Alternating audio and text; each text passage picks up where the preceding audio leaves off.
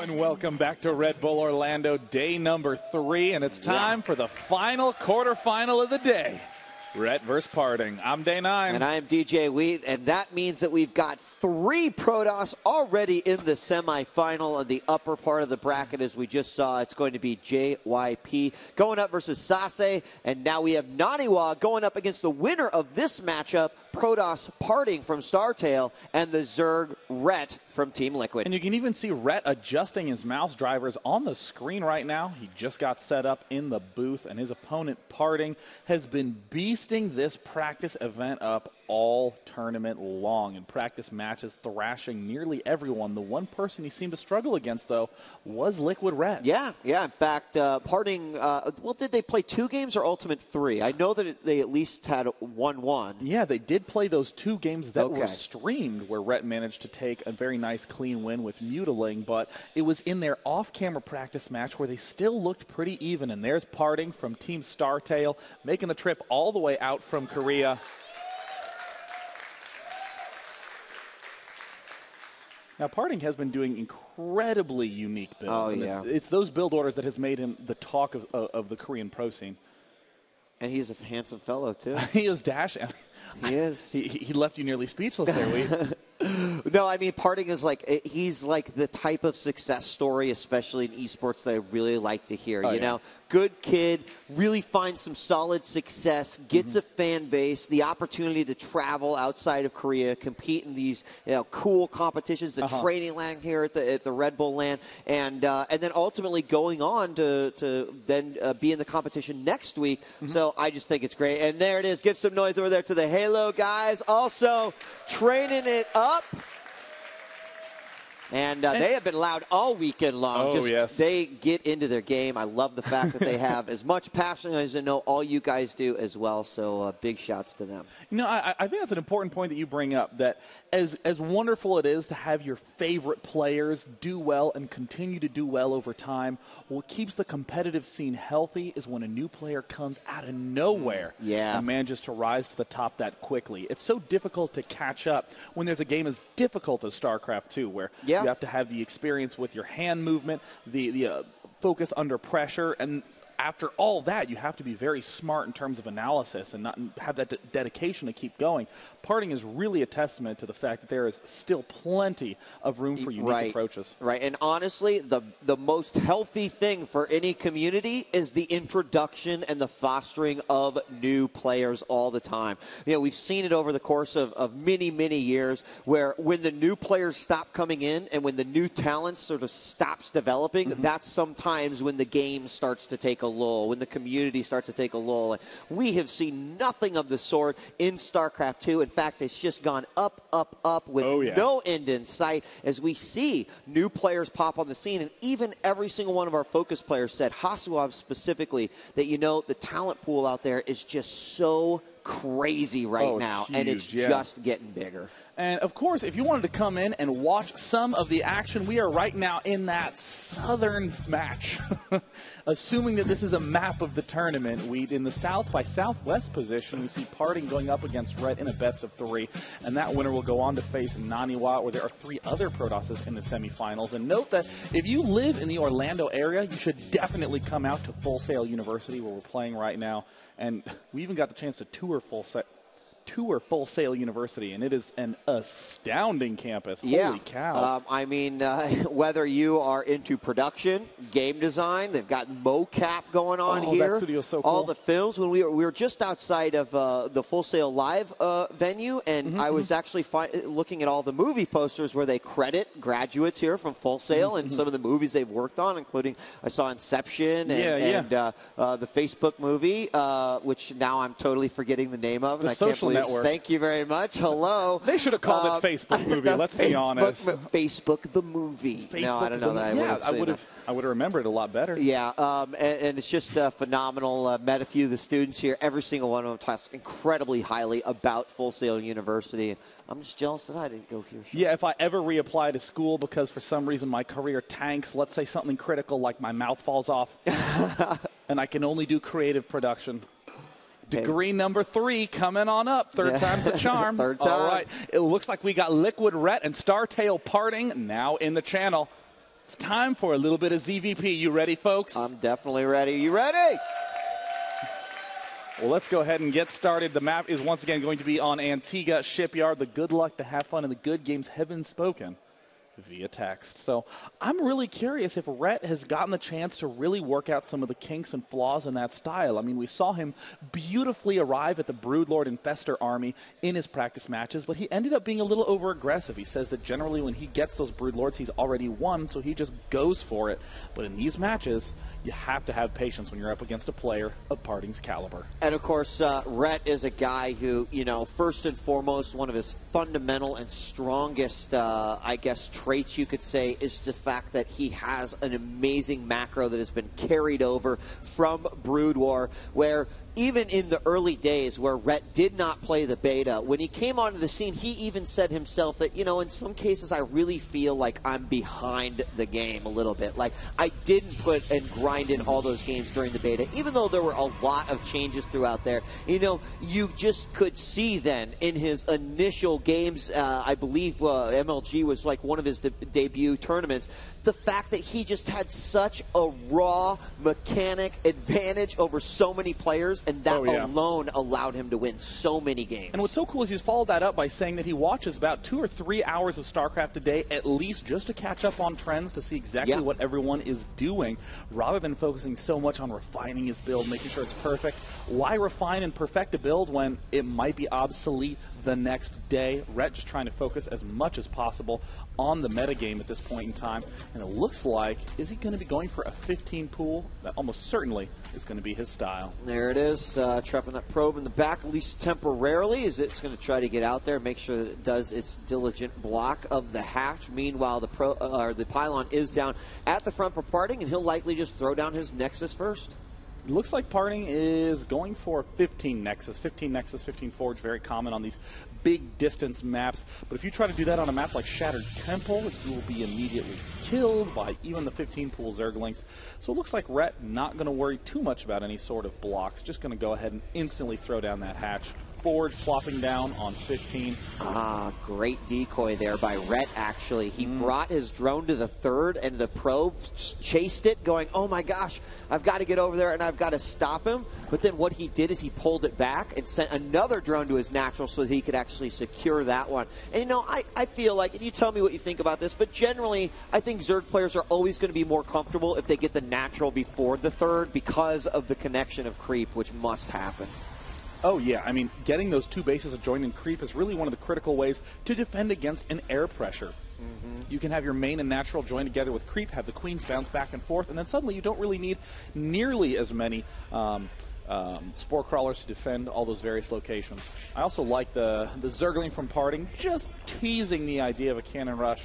But of course, if there's one person who hates cannons, it's Zerg. Yeah, absolutely, and Rhett is going to throw down that third. Let's take a look at the natural here of Parting as his Nexus completes, his Gateway completes, the cannon completes, and the Overlord gets a good view of all of it. Now the Cybernetics Core is going to go down. These 2 Zerglings still chasing this probe across the map.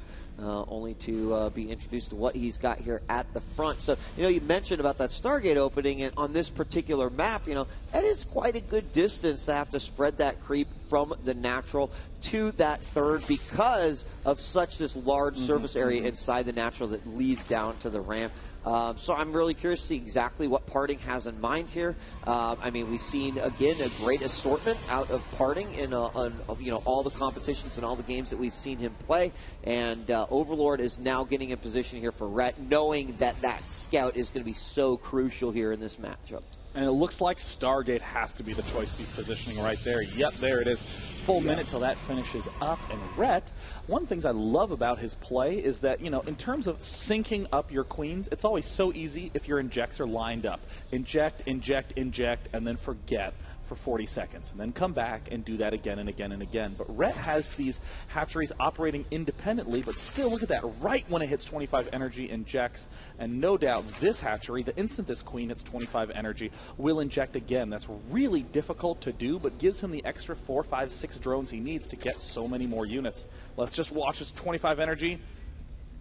Oh, It's because he's battling this Zealot here at the third, and the Zealot actually got right in between the minerals. You can sort of see, the blood has been cleaned up now, but he got right in between these two minerals, really making it as effective as he possibly could. I think that's why.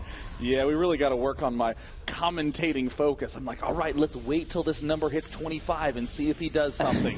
Let's wait. And you're like, well, Sean, there's a battle going on. I'm like, oh, Marcus, thank God you're here. Well, it wasn't too critical. The Zealot came over, beat away on this hatchery just a little bit here, but more scout, make sure that is there. More importantly, though, the Stargate is done and the Void Ray is coming. Number 1 is out, and hello, he's got an Overlord. Overlord doesn't actually need to see that Stargate because he was greeted very, very nicely by that Void Ray. Double gateway. This would generally indicate that Parting is going to be following this up, not with a whole bunch of Zealots streaming on in. Looks like Rhett will be adding the Evolution Chamber. Generally, the Void Ray doesn't beeline for the Zerg base because he knows I can't really do much damage until I have a Phoenix out anyways. And there it looks like, did the Phoenix ever pop out? Oh, there is one Phoenix on the map, but no more being produced anywhere. Phoenix did manage to spot the Overlord.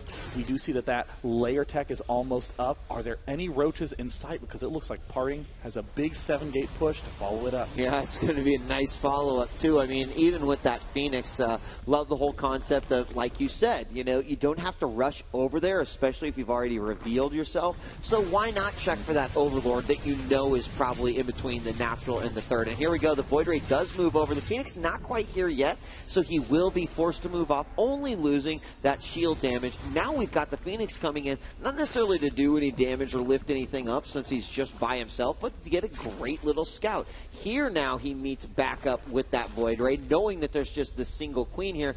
Not sure if he saw the spore. There he sees it now. Getting hit, he's going to be forced to move back. Ooh, I'm a little worried for Rhett. He has not. Oh no, Parting moving out with a huge number of sentries. Rhett does have that macro advantage, but he may have over macroed. He's at 70 workers, whereas Parting is at 48 and is just going to be pushing forward. And there comes the big push. Rhett is going to be caught way off guard. He's going to need a flood with a bunch of spines if he wants to stay alive. Yeah, he's got Burrow on the way, +1 melee, 2 more roaches in addition to 6, and he got 3 for 9 total coming out. But still, all these sentries, the Void Ray, and the force fields that are practically a unit all of their own. They're going to get rid of the Spore Crawler to give free airspace to this Void Ray, and this is looking like it could be very nasty as he tacks the third. The only way that Rhett's going to be able to stay alive in this game is to get that Burrow upgrade done and use some great Roach Burrow micro. There is absolutely no robo facility, but Parting with a very, very aggressive timing push is just breaking down the front, and Rhett just needs a few more seconds till that Burrow is done. 99, 100, and there he can end up throwing down the Burrow, but his focus is elsewhere. The natural expansion has all the drones trapped. Rhett just needed that Ling and Roach speed finished a touch earlier, but if Rhett can withstand this, he still has a big worker lead. He's still waiting for more roaches to pop out. Trying to do as much damage and delay this as much as he can. The drones have to be pulled. More roaches now moving down that main ramp. Haven't seen a force field into the main because I believe that the sentries did go ahead and use all of the force fields at the third, which is an advantage here for Rhett. Oh, and it does look Rhett. like he will deflect this, but how many drones did he lose? 24, even with the big lead. He did also keep that third. And it looks like, and there he is moving up with the speed. Roach's Parting is going to be forced to retreat. The Roach count going to be getting a little bit too high. Rhett continuing to dart forward, just picking off all those at the front. Keep in mind, he still does have Burrow. A Burrow at this point in time will let Parting know, you know what, there's going to be no way that you can break this anytime soon. You're going to have to pull back. And it looks like Rhett might be able to pull back to another nice lead. Oh, he needs to Burrow right now. Will Rhett remember that? We saw him forget that in a previous match. Yeah, he has not. I've not seen Burrow happen at all out of any unit right now, but he did hold that off. Almost got this pylon over here, the one just above the roaches, and there are 2 more here for Parting. And immediately Rhett is going to spring to action to get rid of those, as it looks like he has held it off. Parting is going to retreat back to the middle. Now taking his third base, needs to get that robo facility up, needs to get a Twilight Council up as well. No tech really coming out, and has Rhett managed to start upgrading that infestation pit? There he does manage to throw it down. Looks like he has only 1 queen operating back at home in the main, so Rhett's macro has been hurt a little bit, but with the Sentry energy quite low and the fact that Burrow's up, Rhett, will he remember? That's the only question. Yeah, well, here we go. Another battle inside the middle. Oh, finally, he remembered. All right, so Burrow goes down. Of course, the robotics facility is now finished or just about to finish up. So, of course, he can do this all day long until he feels comfortable. And now he's got Lings running up from the back. Might try to go for some nice little flank or, a counterattack. The third relatively undefended. Just the one cannon there. We do see some Zealots being warped in almost immediately to protect that. And he's going to go ahead and take it right into the natural. Warping into the main means less units out in the middle, which means Rhett can easily get some control of the center. He can pick that off and then he get another Burrow. Looks like, these Lings are going to be able to slip right up into the main. Looks like more probes are streaming down to that third base. And there, Rhett manages to nab his way into the main. In the meantime, a big Roach Ling force and Infestor also in the fray.